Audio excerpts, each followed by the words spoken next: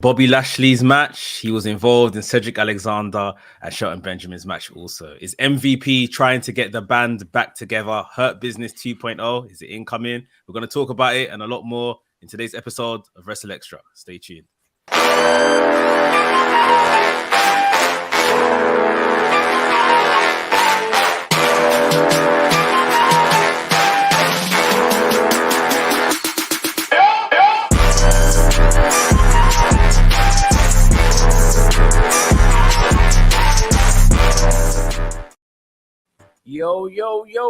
Yo, this is WrstlXtra. I'm your boy, A Dazzle, the Black Wrestling Advocate, alongside my tag team partner, Mex, the WrestleManiac, if you will. And of course, no, it's not first of the month. This is every single week now. Yes, we're officially a trios team now. As the man, the professor that is Gerard Bonner is now with us every single week. This is bigger than when Kenny Omega came back and when adult, all of this stuff. Gerard, how has your week been? What's going on? How are you feeling right now? Man, I am so excited to be a weekly part of this team. You guys know, I have been big fans of you guys from the very beginning. And I remember when you first asked me to do just kind of the monthly deal, I was just like, oh my gosh, this is incredible. And so to now be a regular part of the team, I am so pumped. Like, this has been incredible. Shout out to everybody who's been so kind in their response to this announcement. It's really kind of blown me away. So now it's time to get to work, and work we shall. It's about to be a very, very fun ride. It is. Mex, what's been going on? I know you're like the hardest working guy on the planet as well. Any updates on what's going on with yourself? Listen, the journals, the tabloids, they said you signed Gerard first. Like, who else? What other free agents are you guys snapping up? Like, we've been very busy just batting everyone away. Like, we keep our business under wraps here. So, it's been a very busy week in that respect. But it's just we're on the road to Royal Rumble, innit? So a lot of things are picking up, especially in the last week or so. So it's all happening inside the ring. Outside the ring, jeez. Right. On this show, we don't even really get into that right now, but why? It's a lot. What happened in the last 7 days? It's a lot. Jeez. So, I mean, let's kick off with our main story for this week, for this week's show. Last night on Raw, MVP was scheming and doing his thing. He was involved with Cedric and Shelton Benjamin's tag team match with the Street Profits. He got involved or brought back Omos to Raw as well after his short time away, and was also again involved in the main event match that featured Bobby Lashley in the 6-way match for the number one contendership for the United States Championship. What is Montel Vontavious Porter up to? Mex, I'm gonna go to you first. What do you think's happening here? We're kind of seeing this a bit of a slow burn, but it's not quite going the way MVP probably expected it to. It's very hard to tell, what he's trying to. I mean, it's clear to see what he's trying to achieve. It's just why there is like stumbling blocks. Okay, Bobby Lashley's a bit clear. Obviously, he turned, with Bobby Lashley and Omos and stuff like that. And although they've kind of buried the hatchet a couple of weeks back, it's still like, okay, why we said like, let's leave this relationship in it, not now in it. And MVP continues to kind of pursue and show his loyalty almost. Whereas with Alexander and Shelton Benjamin, I can't quite remember how they maybe got disbanded. I think maybe MVP and Bobby Lashley just got rid of them out of her business the first time. Right. But since then, they have been at loggerheads themselves. Then they've tagged a couple of times. I remember there was an occasion last year where they saved Bobby Lashley in some situation, and we all said, oh my God, her business is coming back, and then nothing. And now we're almost at the same position again, where I think MVP probably botched his spot yesterday in trying to save Cedric and getting there in the nick of time. But yeah, he ultimately tried to help him and didn't work out. Street Profits got the win. And then of course they're like, what's going on? Why are you getting involved and stuff like that? So he wants them back together. Personally, I want the Hurt Business back together, but maybe not the same iteration that we saw the first time round. Maybe with a few new faces and stuff like that. But in terms of getting them back together, steering them in the right direction, we saw it work the first time, and ultimately they all do need a bit of that quote unquote direction from MVP right now. It's interesting. So we started to see this slow burn kind of happening maybe about 2 or 3 weeks ago. And in that time, MVP was on his own, and there was no Omos. Now, Omos has come back to Raw, MVP right by his side, doing all his dealings, got him a match with Elias, managed to get him in the Royal Rumble, giving it big talk that he's going to win the Royal Rumble. Gerard, how are you seeing this play out? Are you seeing new faces? Are we going to get the rest of them back with added Omos? Is this just going to cause an absolute madness, and we don't know whether we're even going to get Hurt Business at all?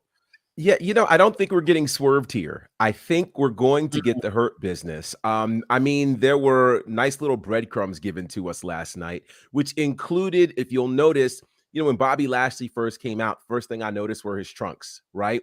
They were in that great black and gold of the Hurt Business. Right.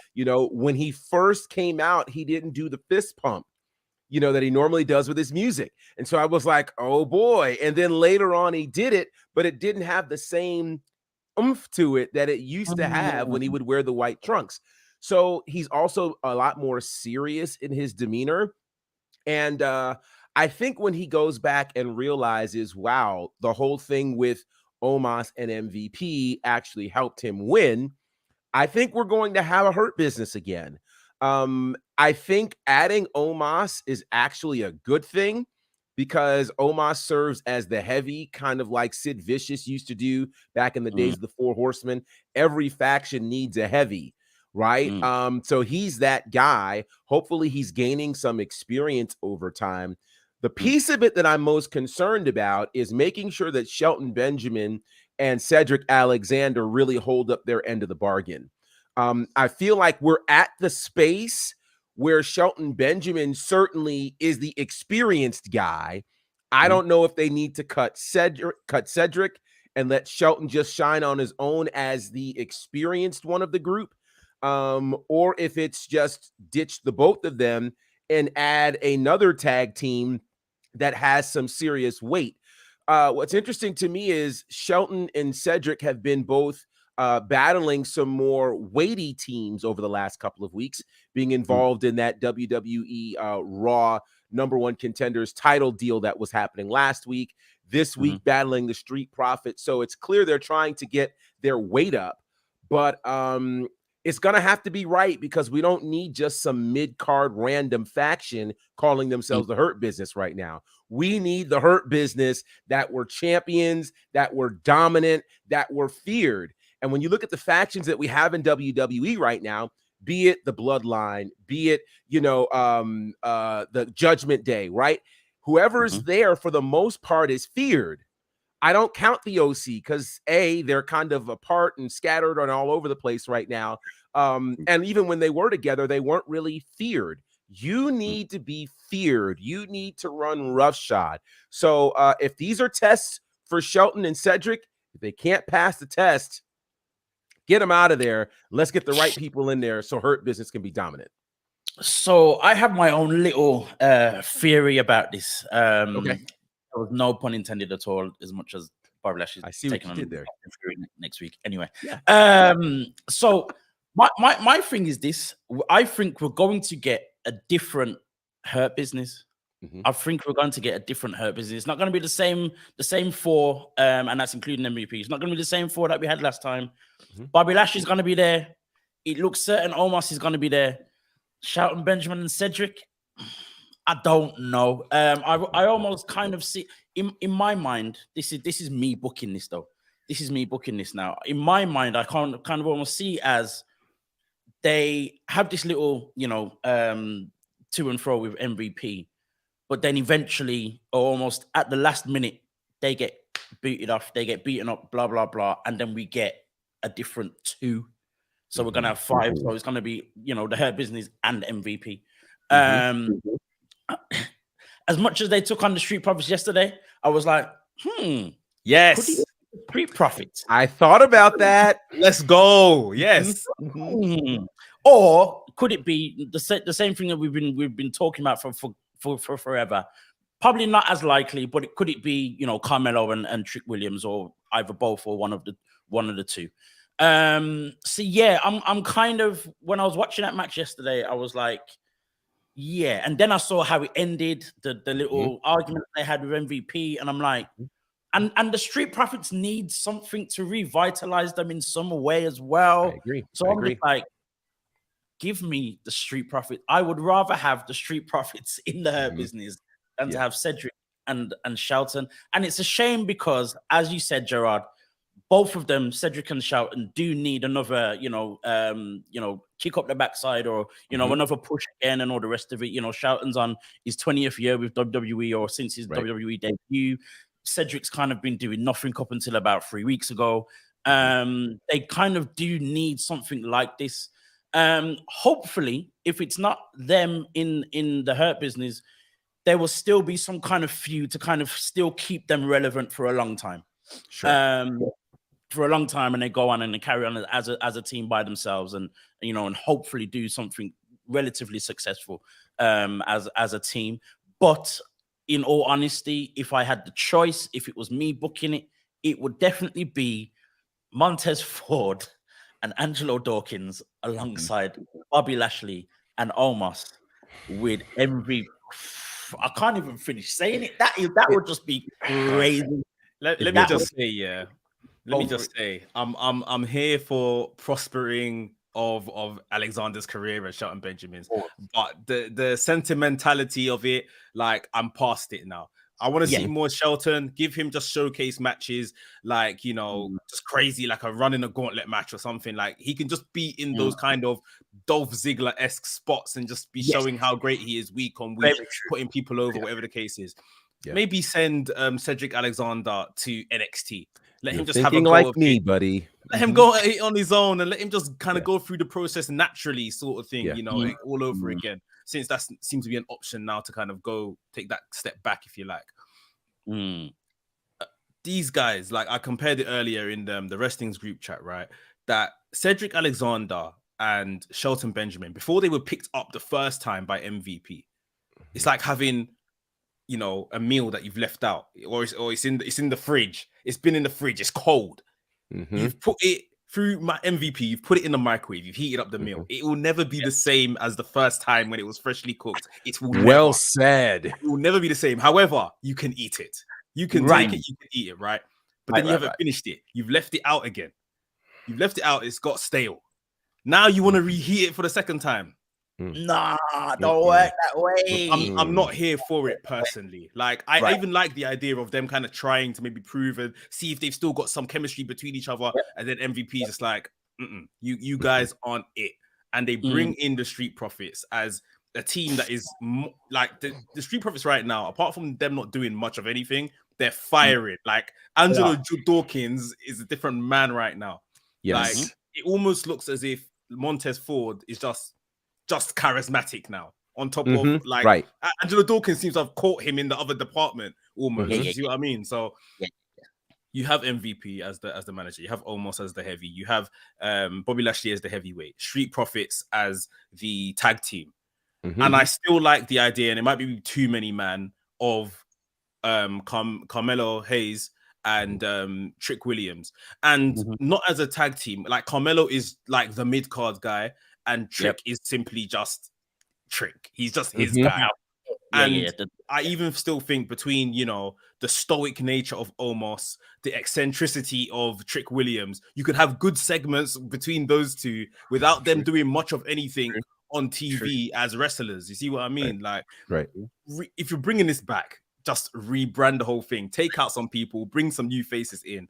Let this be like almost the Hurt Business full stop, not like the Hurt Business 2.0. We're having a second go at this. Yeah. Right. Yeah, no, I'm with that. It reminds me again of what's been done before with the Horsemen. It was done with DX. You know, it's been done. Of course, the NWO obviously went crazy, but I think there's definitely precedence for this. And I got a hot take. You ready for this? Go for it. Cedric Alexander, North American champion. I hear it. There's a bit of a queue down there right now forming for that, but he should be in the conversation. Because think about this. When he got signed to WWE, it was because of his incredible performance in the Cruiserweight Classic. We've never seen, and then of course he did win the Cruiserweight title, of course, during the 205 Live run. He had a pretty decent run with that.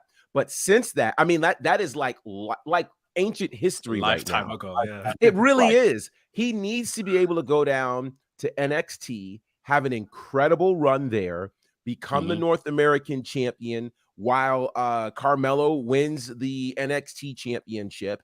And then we've got something special. And to me, Hurt Business makes all the sense in the world. You know, there's been an edge to Montez Ford now for months. He's been on that edge with some of the things he says and does.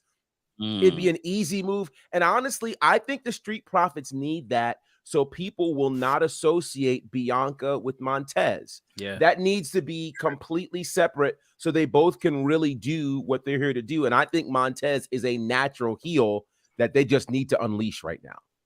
Just a thought. Just a thought. So as you're talking about Montez and Bianca, obviously we saw Montez kind of come out to help her, or a week ago. Could there possibly be, and we've talked about this breakup of the Street Profits for the longest time ever. Could there possibly be a chance that only Angelo Dawkins joins the Hurt Business and not Montez Ford? I think so. I mean, it's difficult to see if they break them up. Like, if Angelo goes over there, that will be a good place to kind of continue his development and cultivate him, and not kind of leave him just out in the open. And we're thinking, is he going to become a mid-card champion? And they just don't do much of anything. So it'll be a good place if they were to break them up and put him, especially him, because I'm pretty sure we're all sure that, Montez would thrive alone. However, I'm not so much in the corner of breaking them up anymore right now, because where we were saying it before, they were on like a downward trajectory, weren't really doing much of anything. Since Angelo's kind of literally decided to pull his finger out, lose weight, add some different stuff to his moveset, like they're showing up now. And yes, they're still not doing much of anything. They had their go at the Usos, unsuccessful. It looks like they're splitting those tag team titles, so maybe they'll come back around to that. But I'm here for the extended version, season 2 of the Street Profits run, like whether that be inside the Hurt Business or wherever. Be nice, you can't have business without profits, so you have to have the Hurt Business, the Street Profits in there. It'll be a good place, but splitting them up right now, just leave it alone. That is a line on its own. No business without profit. That is a line. Put that on a t-shirt. That's incredible. That's incredible, dude. I didn't even realize I said that. Yeah. When you fire. That's fire. Yeah, put that on a t-shirt. MVP, put it on there. I'm gonna send the MVP tonight. No, that would be phenomenal. And you know what? Here's something I realized, and I don't know if I just didn't notice before last night, but we know that the Street Profits have won the NXT, SmackDown, and Raw Tag Team Championships. Right. It was interesting. I don't know if I've just missed it altogether, but I actually heard the commentators say Triple Crown champions, the Street Profits. I've not heard that until up until when they actually did it, but since then I've not really heard it. So it kind of feels as though they're trying to almost rejuvenate something with them, trying to make them sound important again. Obviously, we know now that the New Day are now Triple Crown after they won the NXT Tag Team Championships, and they've been saying that every single week on NXT, of course. And we can't forget the fact that it was the Street Profits that did it first. Right. So that may be a little bit of something that they're throwing in. They love to do that every now and again on commentary, just throwing a little thing and make you think, and if you notice it or not, or whatever else. So yeah, I'm really gearing towards a lot more the Street Profits joining the Hurt Business. But again, I'm just hoping it's not necessarily at the real detriment of Cedric and Shelton, whether they carry on as a tag team, whether it is what you said, Mex, where, you know, Shelton carries on and does the Dolph Ziggler thing. And then, you know, Cedric probably goes to NXT, wins something, or has some kind of decent run down there to make him, I guess, relevant again. It's going to be very interesting to see how it works. To add Carmelo and Trick as well would be crazy. It would just be like super. It would literally be a super faction. It'd be like, but it would be very similar to how DX was after Shawn Michaels went. And you know, we had you know Triple H, X-Pac, Road Dogg, you know, Billy Gunn, the full whack. So that would be very interesting. But it's also going to be interesting to see just how Bobby Lashley and Omos now kind of, you know, interact with each other up until we get this final, hopefully, you know, coming together of the Hurt Business. Because obviously, you know, Omos tried to get involved. It kind of didn't work, but then it still did work because Bobby Lashley still won. I feel it's going to be that whole thing of Bobby Lashley being very resistant to everything for a while, for a few weeks, but eventually giving. So I don't think it's going to be him seeing what happened, you know, and him seeing that what they did helped him win. Right. I think he's going to be more upset at the fact they tried to get involved. But eventually, you know, he'll cave in, and you know, hopefully we'll see something next week. It's Raw 30. Is the Hurt Business important enough for them to do something or make or give us this new Hurt Business or some kind of very solid confirmation, you know, of the reimagining of the Hurt Business next week? We'll see what happens. Quick question. Quick question. Is the Bobby Lashley's match with Austin Theory for the title next week on Raw 30? Yes, on Raw 30. That's what I said. I think we're on our way to something. Raw 30 is going to be massive, and I think that's a great place to give the people something to talk about. You know, is it that the Hurt Business in whatever form ends up helping, you know, Lashley beat Austin Theory for the championship? Don't know. Something's gonna go down though. My thinking is, okay, so I was going to ask the question, does Bobby Lashley win next week? But for me, the more important question is, does the Hurt Business or anyone need to get involved in Bobby Lashley versus Austin Theory? And that's the thing for me. I don't think it's necessarily they may help him win, but maybe whoever they may be, try and help him. He loses again, or there's something that goes wrong, but we get some kind of a lot more of a solid confirmation of the Hurt Business coming back together, Bobby Lashley making some kind of decision, or just leaving us with something at the next level for us to talk about to see what then happens over the next few weeks. But does Bobby Lashley need anyone to beat Austin Theory? No. That's the thing. I don't think he needs anybody to help him beat Austin Theory. Here's a theory. Perhaps it is that Lashley loses this match because of some chicanery involving Theory, and somebody else gets involved after he told the Hurt Business not to. And then he realizes, you know what? I've had enough. I'm tired of people robbing me of this, that, and the other. If this is the only way I can get what I want, then I'm in. And I don't know if he makes the full decision on Monday, because the other thing we have to consider is the following Saturday, we've got the Rumble. And so I'm not sure if he's going into the Rumble as the U.S. champion or if he's trying to go into the Rumble to main event, you know, Mania. But I think there's still a lot of story to be told and a lot of places to tell it. There's even possible, you know, potential spots within the Rumble. Bobby Lashley is on the top rope getting pushed out. Omos saves him. Right. on the back, you know, nothing direct to say we're Right. teaming, but you know, Mhm. I've got your back sort of thing. Yeah. There's little things here and there they can do to build it a bit more, I guess. Yeah. I don't see us getting a full on, you know, reuniting next week. Right. Or an answer next week, because as you said, you know, the Royal Rumble offers so many different possibilities and other little tidbits to kind of, you know, keep us talking and keep our mouths watering and stuff with a new Hurt Business. But so I do feel, you know, Austin Theory will retain. However that happens, it will happen. And then Bobby Lashley, if he doesn't win the Rumble, I don't think it's going to happen, because Cody Rhodes is now, you know, he's confirmed he's in the Rumble. He's winning.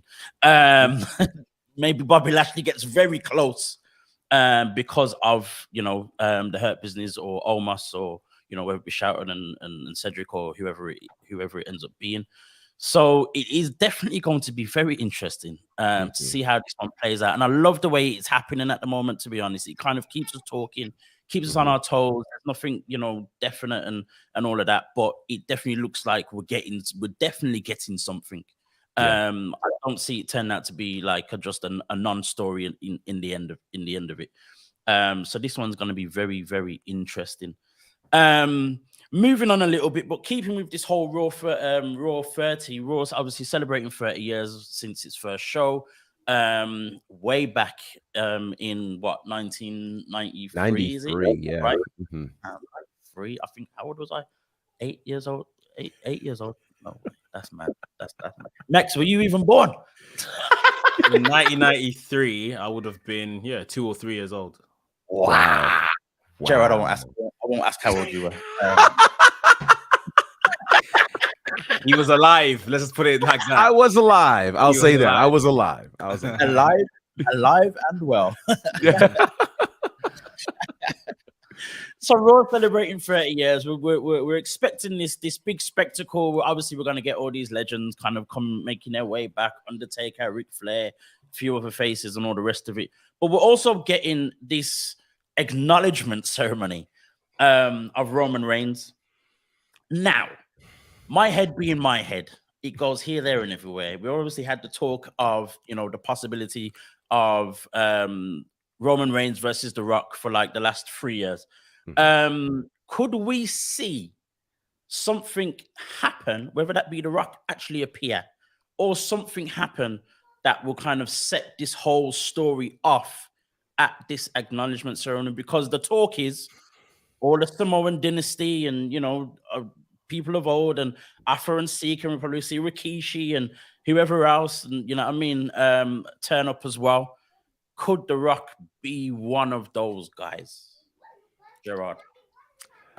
I think there is a strong possibility that some way, somehow, if his presence isn't there, his name will be invoked. There is no way that we go through this acknowledgement ceremony with no mention of The Rock.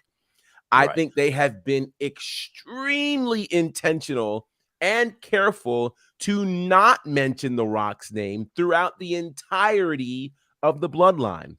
In fact, the only time we ever see anything connected with The Rock and Roman is if anybody ever flashes up, you know, when Roman won that Rumble and had The Rock there at his side. But it's almost like that didn't even happen in the world of WWE at this point.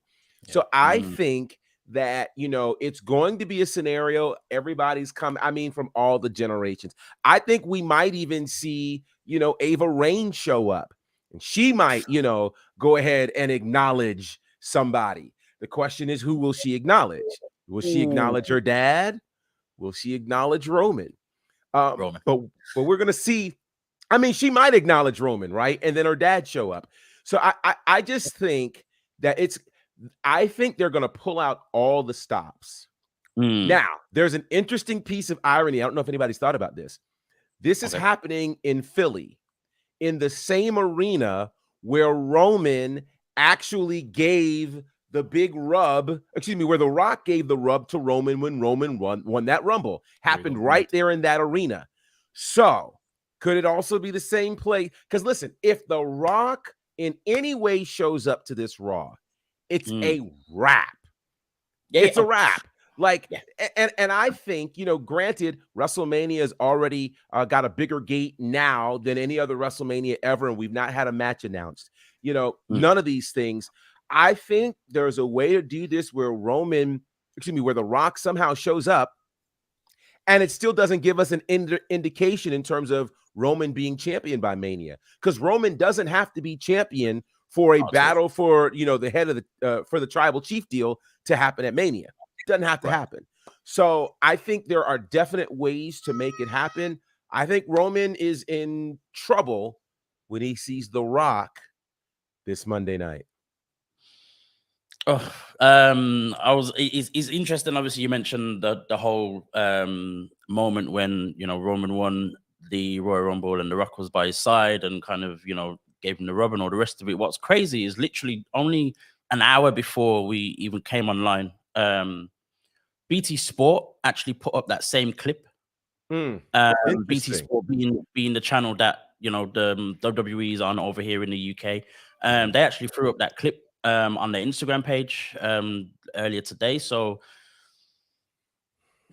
maybe they're trying to tell us something. Maybe they know something that we don't. You know what I mean? Mex, what are your feelings when it comes to this whole thing? Obviously, we're going to have this acknowledgement ceremony, the head of the table of this whole Samoan dynasty, the biggest name being Roman Reigns. But is it Roman Reigns or is it The Rock? What do you think is going to happen here? Bro, this segment alone was Christmas for me. Like, just the fact that we are one step closer to this, I'm excited. Like, my WrestleMania ticket is on my phone. And I have bought a ticket to WrestleMania based on it going to be The Rock and Roman. I am going to be very upset if The Rock is not at WrestleMania this year. I'll still enjoy it, but I'm going because I'm expecting to see The Rock in it. Right. Like, this was just everything that I needed to just be confirmed. Like, we're heading in the right direction. Now, for me, will The Rock show up next week, Monday? No. I don't think he's going to be there. Right. I think if I was saying in the video I done earlier today, they announced John Cena coming at the end of last year, if you remember, for about 3 weeks before he came, and I think it was in the blogs and stuff like that beforehand as well. So they love their ratings. They're not just gonna let The Rock slide in on a surprise thing. As much as we will all tune in and we'll watch it and be like, oh my god, they want to capture those other people that don't tune in every week or whatever. So of course, there's still 7 days between now and next week or whatever, so they can still just advertise it elsewhere, social media. But I feel like if he was coming, they would have heavily advertised that The Rock is turning up to Raw next week along with the rest of the family. Now, I actually think there's more stock in this story in him not showing up. Everyone shows up, the family shows up. Hell, even Nia Jackson, Tamina show up. Like, literally everybody shows up, and it's literally like they're doing a head count of where is he? And again, like Gerard said, maybe they just keep playing on, maybe not even so much mentioning his name, but like, where is he? Like, where is he? Oh, I called him. He said he was coming, and everything, and he doesn't show up. And again, we've seen how this temper of Roman has especially been cooking over the last couple of weeks. It's like he's offended now because this guy hasn't come to acknowledge me. You see what I mean? So I think if anything, it's the Rumble where he shows up, but they're laying the foundations as of now. They'll lay the foundations further next week, Monday, and then maybe after his match with Kevin Owens, because as well, if The Rock shows up on Monday, no one cares about Roman versus Kevin Owens. That's true. And they still need to promote that match, and they've still got a contract signing to do, I think, this week or next week. Yeah, Friday. So they need to kind of let this go. Like we said, like, handle it very gently, but subtle little breadcrumbs that something is brewing. Maybe the minute Roman pins him and he's celebrating, Roman does his usual spiel like he does at these big events, takes to the mic. Oh, I've beaten everybody. There's no one left. Right. And then The Rock comes out and blows the roof off the place.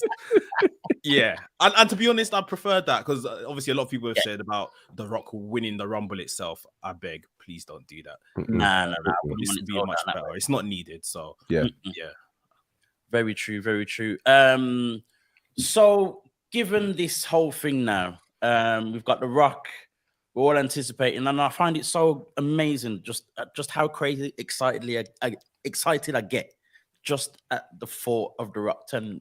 Anyway, it's just mad. We've got this whole thing cooking up and all the rest of it. Gerard, you said, obviously we don't need it to be a title match. It doesn't have to be a title match to be as big as it is. We're seeing, the Rumble is about to happen. Cody Rhodes is coming back. He's now obviously the favorite to win this whole thing. I mean, Mex kind of answered the question already, but how does The Rock turn up at Royal Rumble? Is it in the match or is it after the match via satellite in the building? Like, what's the best scenario when it comes to this whole story?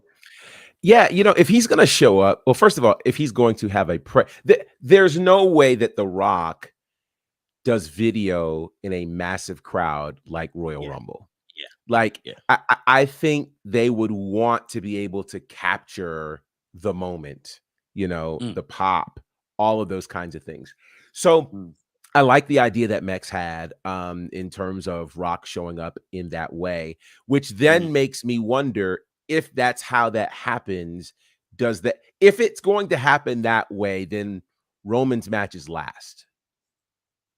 Because if you don't do it that way, if Rock shows up in the middle of the card, nobody's paying attention to the rest of the card. It's all gone. It's gone after that. So I think an indicator will be, where is the placement of the men's Rumble match?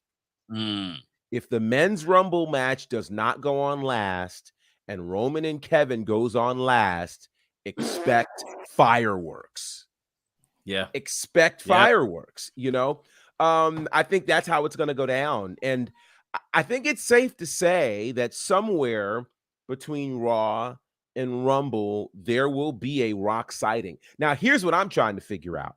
How do you sneak The Rock into San Antonio or Philadelphia? You got to figure out a way. And I don't know how. I think there is a way. They'll have to figure it out. But I think this is a surprise. And it's funny because, Mex, you were saying they don't want to miss the mainstream opportunity. I also feel like, though, one of the things that made Raw and makes WWE special are the surprises. Yeah, you need a massive surprise. And so I think Rock showing up at Rumble, at Raw, any of those places, it's almost like there's a radar.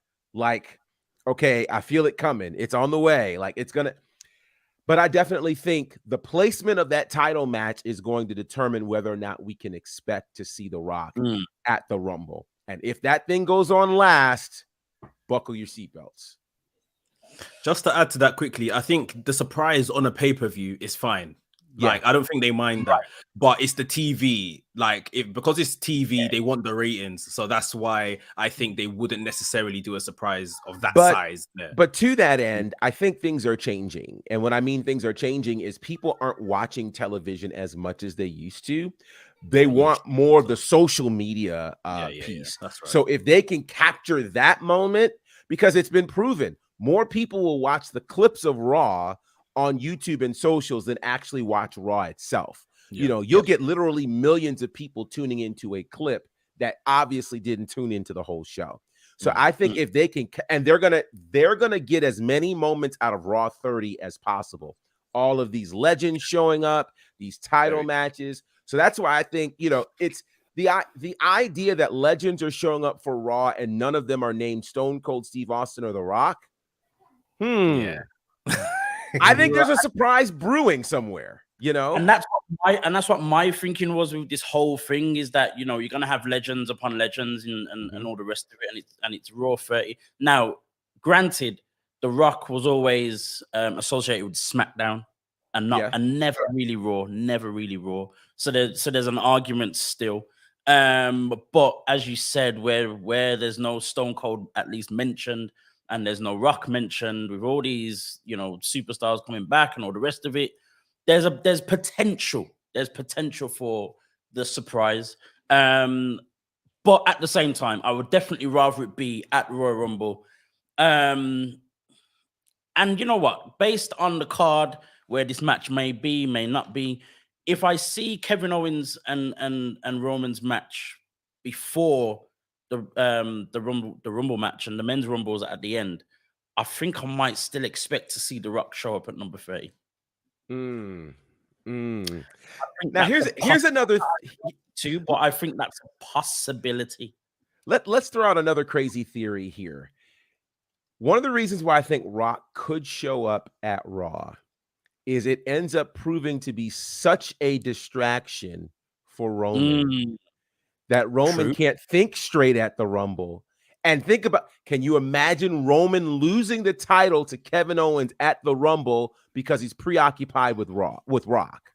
They are trying to split these titles from Roman. Right. Yeah. So it's, we've lived so long in a universe where it's a foregone conclusion that Roman Reigns walks out as champion. Everybody's automatically assuming Roman's going to Mania as the champion, but there could be a major roadblock thrown in there at Royal Rumble, and it could have a lot to do with The Rock.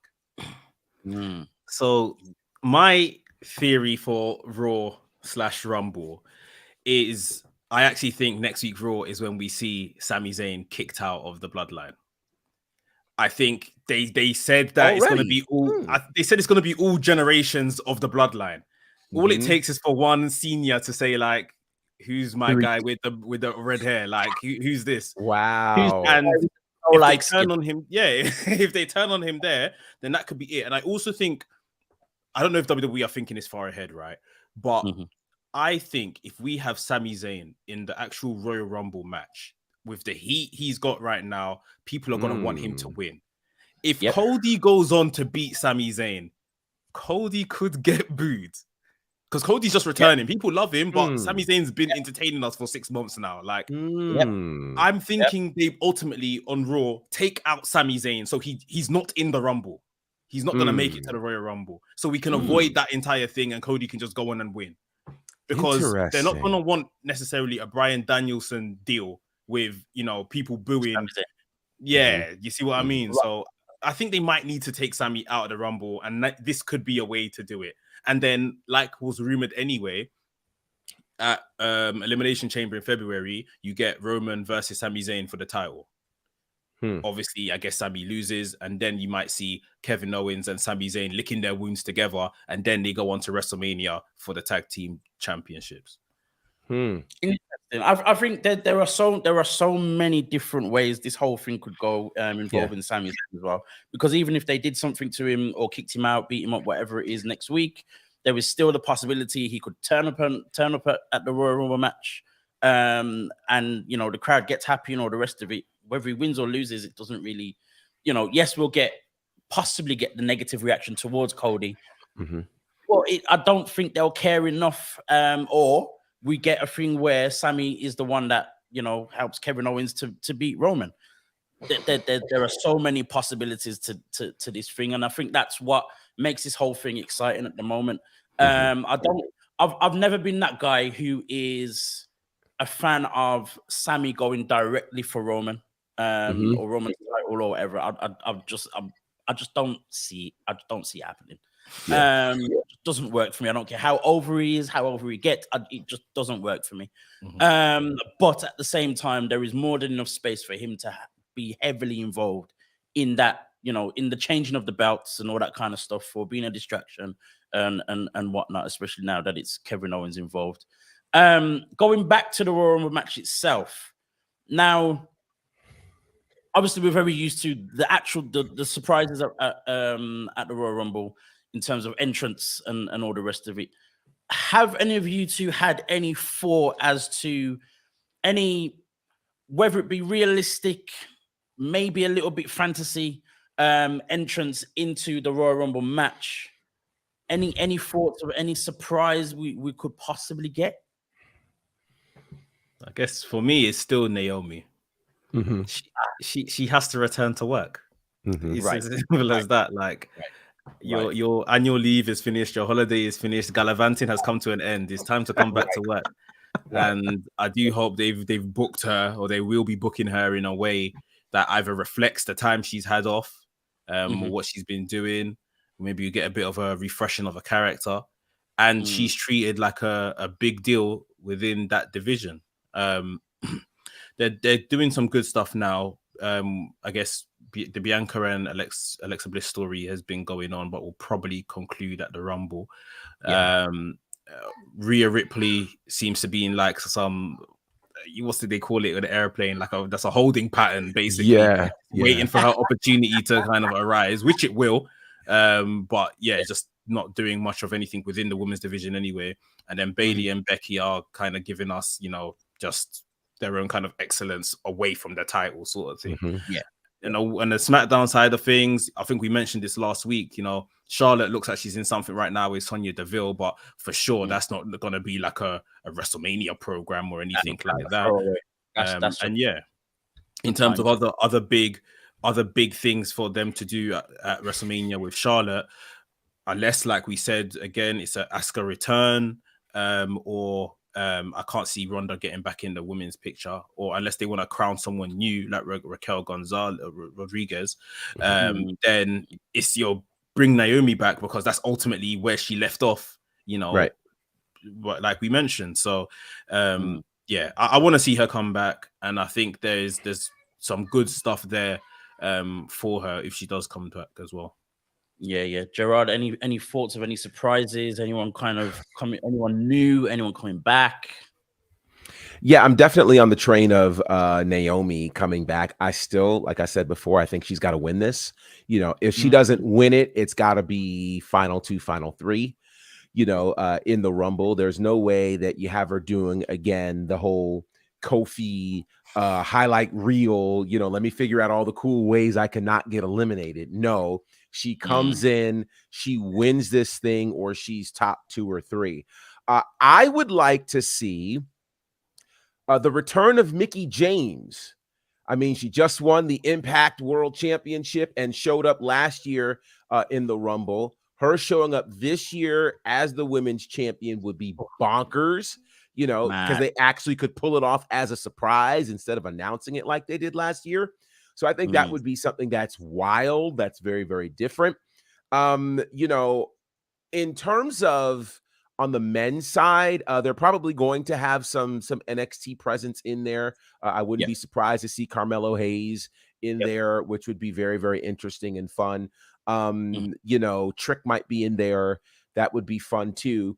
I don't know that they need a lot of male surprises, because I think the roster right now is so deep, where they literally could do the whole thing with current superstars, and we all could say that there are multiple ones who could have a chance to win this. Now, obviously, before Cody's name was announced, I think we all figured, well, this one could win, that one could win, the other could win. It seems like Cody is a sure thing to win. But if Cody does not win, I still think he finds his way to the main event of WrestleMania. It may be by way of Elimination Chamber, or some other cool deal for it to happen. So don't get discouraged if for some reason Cody doesn't win.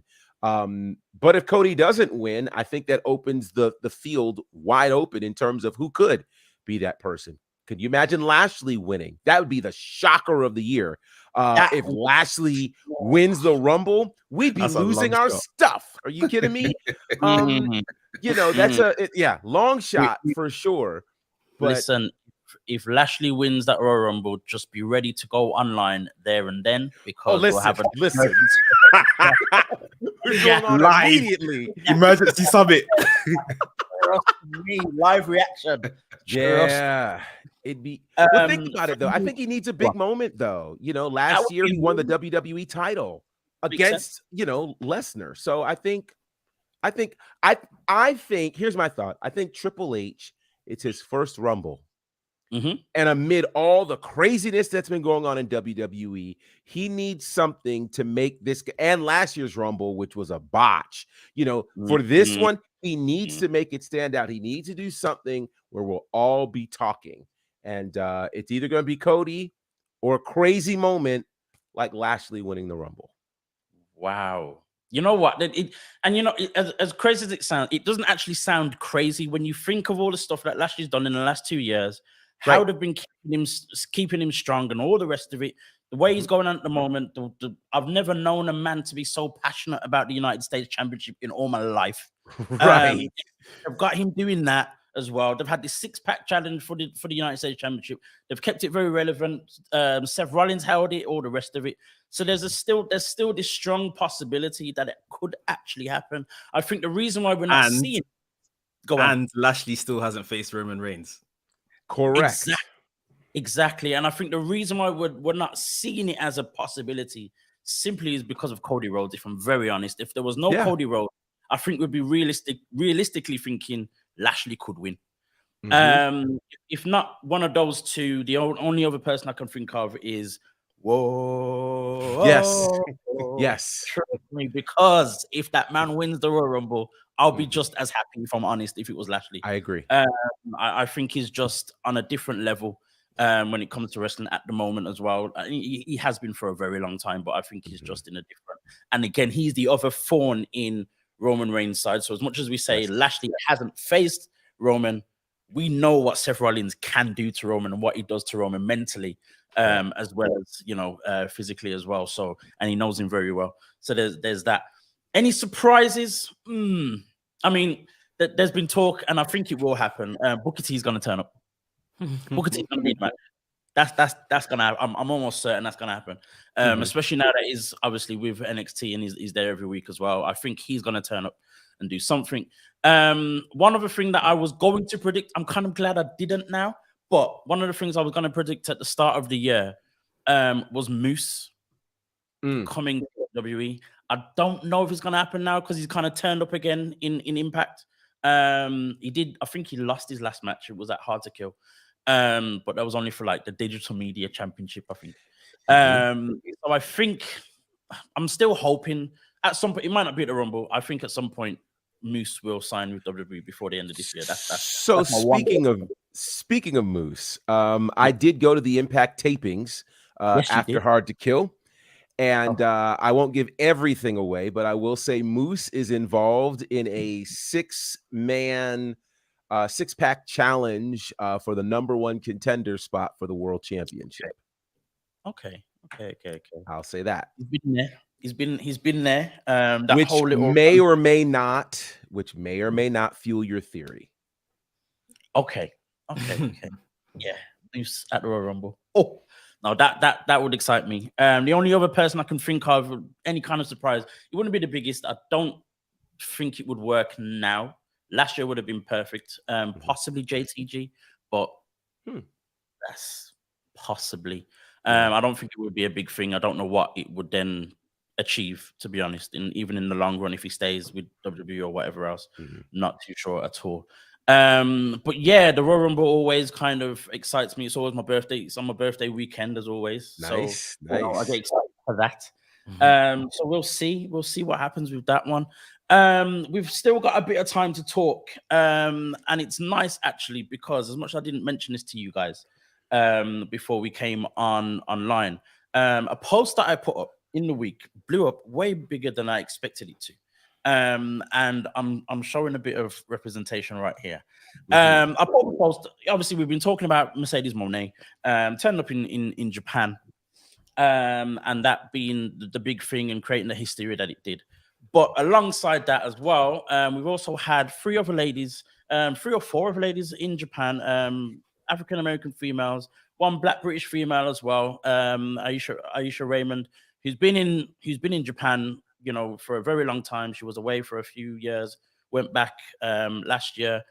But then you still got Trish Adora, Queen Aminata, that Gerard knows very well, and Willow Nightingale, who have also been in Japan in the last 3 months, most recently being Trish and Aminata. Gerard, how do you see this whole thing now? As I said, the post that I put up blew up way more than I ever expected it to. I don't know how. But obviously people are excited by this. How do you see this for these ladies going to Japan and kind of trying to make a bit of a name for themselves? Obviously we had, to give you more context, we had, the PWI women's list was stacked with all these, Japanese females. Is it now the best time for any female to make their name over in the land of the rising sun? Absolutely, yes. I think one of the things that's happening is wrestling fans are really starting to become more educated about the scene in Japan. And Japan has always been highly revered in terms of pro wrestling, certainly on the men's side, but even more so on the women's side. And to watch what Trish Adora and Queen Aminata has done. Queen Aminata, I mean, had literally like a 4-week run there, and being involved in tournaments, wrestling at Korakuen Hall, which, I mean, like that is like Madison Square Garden in the States. Like it is, it is the Mecca. You know what I mean? That and the Tokyo Dome, of course. And I think she made great headway there in Japan, garnering a lot of respect there. And plus, it really fits her style. She's got a strong style approach. So to be able to last there, she brings that back to the States. She was with us at Battle Slam Sunday night and had an amazing match against Ashley D'Amboise, which you guys will be seeing soon. Hey. And I'm a massive fan of Queen Aminata. I think there's an experience that you get in Japan that's just different than the States. And so now getting to bring that experience to what she's doing in the States, I think her stock is rising exponentially. And it's literally only a matter of time before we're talking about Queen Aminata in one of the major promotions. And here's the thing as well, obviously, with all the ones that I mentioned, obviously Willow Nightingale's now signed to AEW, yes, but then Trish Adora and Aminata have showed up in AEW often. Trish Adora, battled Willow Nightingale at I think it was at Final Battle, ROH, and obviously Aminata has been, on Dark a few times. Mex, how for you, how do you see this whole thing? Like, I know that you've kind of been trying to get a little bit more educated when it comes to like the Japanese side of things, especially with NK in your ears. How do you see, this whole thing? Do you see it being almost like an instant, push for that female, or do you see it as kind of like a more progressive, and we'll kind of see what happens in the future? I think it's definitely a thing where, like we're just saying, the scene over there is heating up. Fans are more receptive to people going over there. It's maybe just a matter of their products becoming a bit more visible to us on this side of the world, and people will be fine, going over there, and they'll know they have their fans that'll tune in and stuff like that. Obviously, with Mercedes Moné, a mega star has gone over there, and she's obviously shining a massive light on everything's going on over there. So, people are using their brains. They're being smart. Like, let me go over there. Since there's at least a little bit of a scene here, now, and that people are kind of realizing it, let me take my opportunity. You never know where your opportunity is gonna come from. People that we're watching on WWE today or AEW today, they turn up, they debut for the first time, but really and truly, we know they're 15 years doing this. You see what I mean? So it's just a matter of going wherever the opportunity arises and making the most of it. Like we said, Queen Aminata is actually doing that. Trish Adora, these are people that have full CVs. Their resumes are well traveled, and they've won titles, and they've been, in and around the biggest promotions. They've been trained by some of the best. So go wherever you're gonna get love. Go wherever you're gonna get an opportunity, regularly booked. At the end of the day, you need to pay your bills on top of everything, and create good showcases so that you can go and come back and show people, look, this is what I've been doing, this is what I've been up to. And then, like we're saying, where there's going to be definitely more of an eye on Japanese wrestling, female Japanese wrestling over the next coming months for sure. Use that as a springboard. That's your trampoline to, maybe bring you back to the States or take you somewhere else in the world. And literally chasing the dream around the world, wherever it takes you. So I respect it. It's not easy to do, leave home and, go elsewhere, even if it is just for a 1 month or 2 month stint. But they're doing the right things, and for sure it's going to pay off. And here's the other thing as well. You mentioned Trish Adora, and we both know, we both seen her live as well in the UK. It's not the first time she's traveled. She's traveled quite a bit, and you know, we talk about, you know, these bigger names, and especially some of the men like Bryan Danielson, Keith Lee, Ricochet, Will Ospreay, who have kind of been here, there, and everywhere to wrestle. And I think it's a very, very important that the ladies kind of try and do that as well. We don't really hear too many of them doing that. So I think it is time for them to kind of try it. You know, obviously it comes with opportunity. It's not something they can kind of make happen necessarily on their own. But yeah, I think it's time for them to take the opportunity as much as possible. And I do believe, you know, this whole thing with Mercedes Moné will kind of help a little bit more. Some of these ladies have been traveling to Japan for a very long time. Nyla Rose, Sahara 7 is another one who's done it before. You know, and a few others. But I think with now Mercedes doing what she's doing, it's going to open the door just a little bit more, and people will. I think people will be given more opportunities now than it even just being oh, she's done it, so I'm going to do it. I think people are going to come to all these some of these other females and be like, right, we need our own Mercedes in some way. They're going to try and jump on the bandwagon, and some of these ladies definitely need to be ready for it. So that's very exciting. But on that happy note, this has been our time. You are watching WrstlXtra on the Wrestlemaniac UK YouTube channel. Don't forget to click the link, subscribe, all that good stuff. And of course, you can find me a Dazzle on the Black Wrestling Alliance on Instagram, BWA Dazzle on Twitter. Find this guy, Mex, the Wrestlemaniac, right here on the Wrestlemaniac UK YouTube channel. And of course, Wrestlemaniac UK on Twitter, Wrestlemaniac.uk on Instagram. I think I got it right way around. Yeah, correct. Yeah, right. I've been doing it enough times. I should know by now. Of course, you can find this guy Gerard Bonner everywhere and everywhere he wants to be, because everyone just wants him to be everywhere. Bonafide, Faction Show, Battle Slam. But actually, give me the information about Battle Slam. When can we find that? Is that already out there? Yeah, it's not out yet. We just had the show this past Sunday night, a massive show. Main event: Baron Black versus Jonathan Gresham for the Icon World title. I want to see that. Incredible. There were some major matches. One of the matches you're going to want to look out for is Speedball Mike Bailey against the young GOAT Myron Reed. Jeez. Oh my God. Just Myron Reed is oh my cold. God. So yeah, it was incredible. So I'll be keeping you guys posted when that's going to hit Fight TV. That'll be coming very, very soon. No problem at all. I forgot. And this Friday, there is here in the States, it's the Georgia Wrestling History Awards, where I'm actually up for Commentator of the Year for the 3rd year in a row. So we'll see what happens. I'll let you guys know next week for sure. Free time. Also, you can find me and Gerard, especially Gerard, on the Women's Wrestle Talk every single week, Mondays, Wednesdays, and Fridays. That's right. On the Women's Wrestle Talk. I think it's on it's on YouTube, Facebook, Twitch. Yeah, all those places. I think about. I don't. Yeah, that one. I got you. Guys, this has been our time. We are out of here. See you again next time. See you later, guys.